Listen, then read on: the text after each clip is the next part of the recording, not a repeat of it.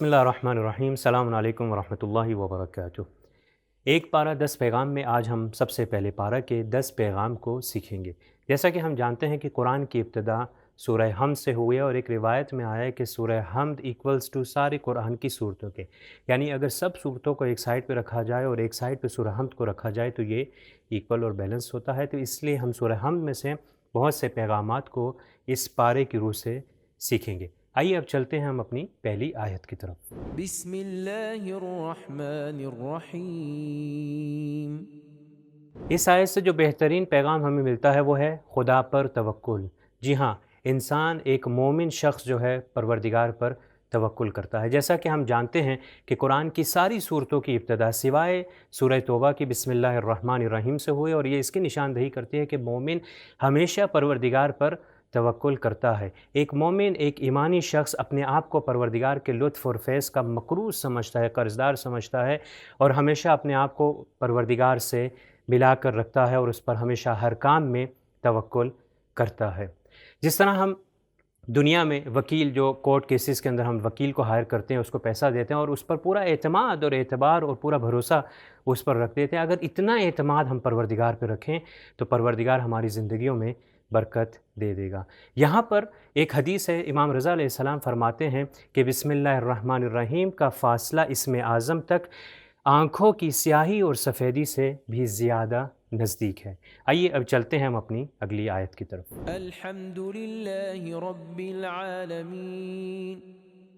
دوسرا پیغام جو ہمیں اس پارے سے ملتا ہے وہ ہے شکر گزاری کا جذبہ۔ جی ہاں، ایک مومن شخص، ایک ایمانی فرد، ایک قرآنی اور ایک اسلامی فرد جو ہے وہ ہمیشہ پروردگار کا شکر ادا کرتا ہے، چاہے خوشی کے ٹائم پہ ہو، چاہے سختی یا مشکل کا ٹائم اس پہ آئے، وہ ہمیشہ پروردگار کا شکر ادا کرتا ہے۔ ہمیں تاریخ اور روایت میں ملتا ہے ہمارے پیارے نبی حضرت محمد صلی اللہ علیہ وسلم کے بارے میں کہ آپ جب خوشی کے ٹائم پہ آپ کیا کہا کرتے تھے؟ آپ کہتے تھے الحمدللہ علی ہذہ النعمہ، اور جب آپ پر کوئی مشکل یا سخت وقت آتا تو آپ کہتے الحمدللہ علی کل حال۔ جی ہاں، مومن شخص ہمیشہ پروردگار کا شکر ادا کرتا ہے، چاہے جس حالت میں بھی ہو۔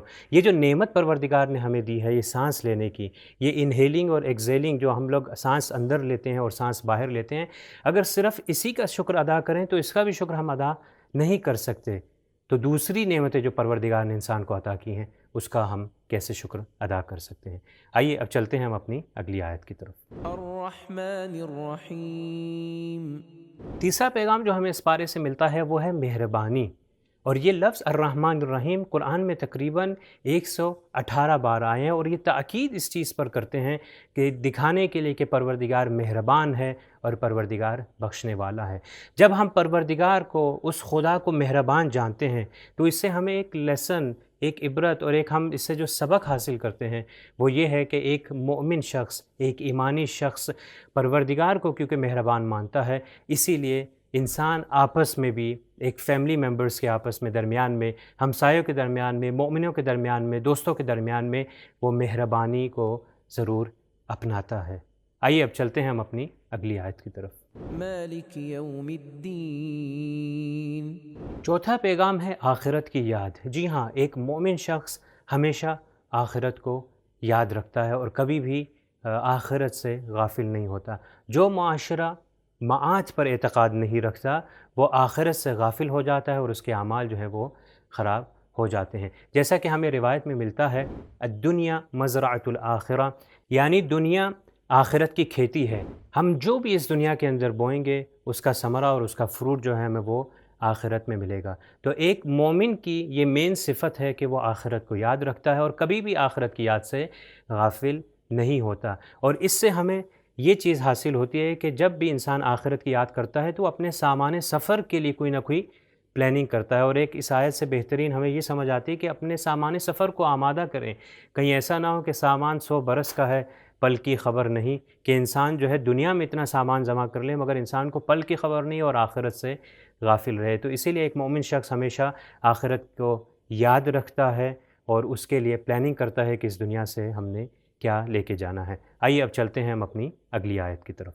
إياك نعبد وإياك نستعين. پانچواں اور چھٹا ہم سبق جو اس آیت سے ایاک نعبد سے حاصل کرتے ہیں، پانچواں سبق یہ ہے کہ عبادت، جی مومن اہل عبادت ہوتا ہے، ہر حال میں عبادت کرتا ہے اور پروردگار کے ساتھ کسی اور کو شریک قرار نہیں دیتا، عبادت کرتا ہے، نماز، روزہ، حج، زکوٰۃ اور مختلف جتنی بھی اعمال عبادی ہیں اس کو صحیح طریقے سے انجام دیتا ہے تاکہ پروردگار کے نزدیک سے نزدیک ہو جائے۔ اب یہاں پر دیکھیں، چاہے انسان فرادہ نماز ہی کیوں نہ پڑھا ہو مگر پھر بھی وہ کہے گا ایاک نعبد، یعنی ہم تیری عبادت کرتے ہیں۔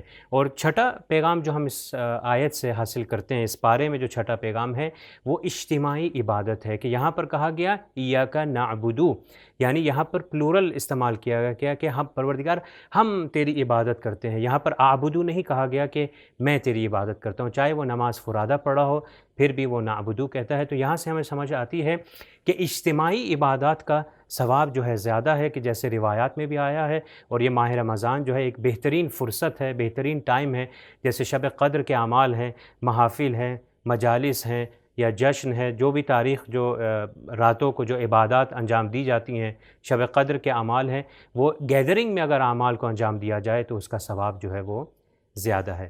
آئیے اب چلتے ہیں ہم اپنی اگلی آیت کی طرف۔ اهدنا الصراط المستقيم. ساتواں پیغام جو اس پارے سے حاصل کرتے ہیں وہ صحیح زندگی کے راستے کی تلاش، جی اہدنا الصراط المستقیم جو اس آیت سے سمجھ آتی ہے، ہم پروردگار سے دعا کرتے ہیں کہ پروردگار ہمیں سیدھے راستے دکھا، اور اگر ہم سیدھے راستے پہ ہیں تو پروردگار ہمیں سیدھے راستے پر رکھ۔ ایک مومن انسان جانتا ہے کہ دینی راستہ دنیاوی راستے سے الگ ہے، اگر انسان چاہتا ہے کہ سعادت مند ہو دنیا اور آخرت میں، وہ صحیح راستے کی پروردگار سے طلب کرتا ہے اور سیدھے راستے پر چلتا ہے اور کبھی بھی گمراہ نہیں ہوتا۔ آئیے اب چلتے ہیں ہم اپنی اگلی آیت کی طرف۔ صراط الذين أنعمت عليهم. آٹھواں پیغام جو ہمیں ملتا ہے وہ اچھے نمونے کی پیروی، جس طرح پچھلے پیغام میں اور پچھلے آیت میں اہدنا الصراط المستقیم کہا کہ پروردگار ہمیں سیدھے راستے پر رکھ، اب یہ کون سا راستہ ہے وہ اس آیت میں بیان ہوا کہ صراط الذین انعمت، کہ یہ وہ راستہ ہے کہ جس پر پروردگار نے اپنی نعمتیں نازل کی ہیں ان لوگوں پر۔ اب وہ کون سے لوگ ہیں؟ قرآن میں سورہ نساء کے اندر پروردگار فرماتا ہے، جہاں پر یہ چار گروپس کو بیان کیا گیا ہے، وہ ہیں نبیین، صدیقین، صالحین اور شہداء۔ وہ چار گروہ ہیں کہ جو بیان کیے گئے ہیں کہ پروردگار نے جن کے اوپر نعمت نازل کی ہے، تو انسان ان گروہ کو دیکھ کر ان کی پیروی کرتا ہے تاکہ اپنے پروردگار کے نزدیک ہو سکے۔ آئیے اب چلتے ہیں ہم اپنی اگلی آیت کی طرف۔ غير المغضوب عليهم ولا الضالين. اگلا پیغام جو ہمیں ملتا ہے وہ ہے منحرف زندگی سے دوری، یعنی ایک طرح کی انحراف سے بچنے کی دعا ہے، اور مومن یہ جانتا ہے کہ صراط مستقیم کے علاوہ جو بھی راستہ ہے وہ پروردگار کے غضب کا راستہ ہے، وہ غلط راستہ ہے اور وہ منحرفانہ راستہ ہے۔ امام صادق علیہ السلام فرماتے ہیں، خدا نے ایک پیغمبر پر وحی نازل کی کہ اہل ایمان سے کہہ دیں کہ دشمنوں کا لباس نہ پہنیں، دشمنوں کی غذا نہ کھائیں اور دشمنوں کے راستے پر نہ چلیں، کہ اگر ایسا کیا تو آپ لوگ بھی ان کی طرح بن جائیں گے اور میرے دشمن بن جائیں گے۔ دشمن، کافر اور منحرف افراد یہ چاہتے ہیں کہ ہم مومن جو ہے اور مسلمان جو ہے وہ سیدھا راستہ چھوڑ دیں، اور جب تک ان لوگوں کی پیروی نہ کریں تب تک وہ ہم سے راضی نہیں ہوتے، مگر مومن انسان ایک قرآنی اور ایک اسلامی فرد جو ہے وہ کبھی بھی سیدھا راستہ نہیں چھوڑتا، کیونکہ دشمن یہی چاہتا ہے کہ ہم ان کے کلچر کو، ویسٹرن کلچر اور گندے کلچر کو اپنا لیں، مگر ہم کبھی بھی ایک مسلمان، ایک ایمانی شخص جو ہے وہ کبھی بھی ویسٹرن اور گندے کلچر کو نہیں اپناتا، اس لائف سٹائل کو نہیں اپناتا، چاہے وہ مومن ہو یا چاہے وہ مومنہ ہو۔ آئیے اب چلتے ہیں ہم اپنی اگلی آیت کی طرف۔ ذلك الكتاب لا ريب فيه هدى للمتقين.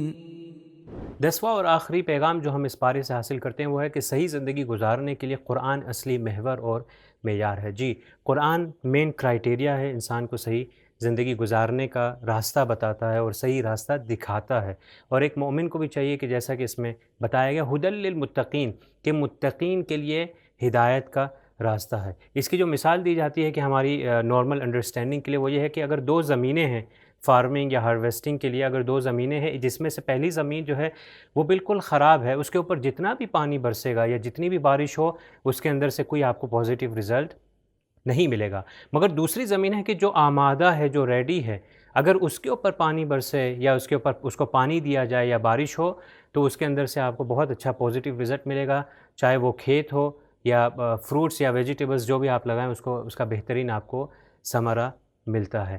تو انسان بھی جو قلوب ہیں وہ بھی اسی طرح ہی ہے کہ انسان اپنے آپ کو آمادہ کرتا ہے تاکہ وہ قرآن کی ہدایت کو گراسپ کر سکے، وہ قرآن کی ہدایت کو لے سکے۔ امام خمینی نے کہا کہ پوری تاریخ میں مسلمانوں کو جو بھی حاصل ہوا ہے وہ اس قرآن کی برکت سے ہے، اور قیامت تک آخر تک بھی جو بھی انسان کو کامیابی حاصل ہوگی وہ اس قرآن کی برکت سے حاصل ہوگی۔ جی یہ تھے ہمارے 10 پیغام جو ہم نے پہلے پارے سے حاصل کیے۔ کل انشاءاللہ ہم پھر سے حاضر ہوں گے دوسرے پارے سے 10 پیغامات کے ساتھ۔ تب تک کے لیے والسلام علیکم ورحمۃ اللہ وبرکاتہ۔ سبیل قرآن، ہدایت کا راستہ۔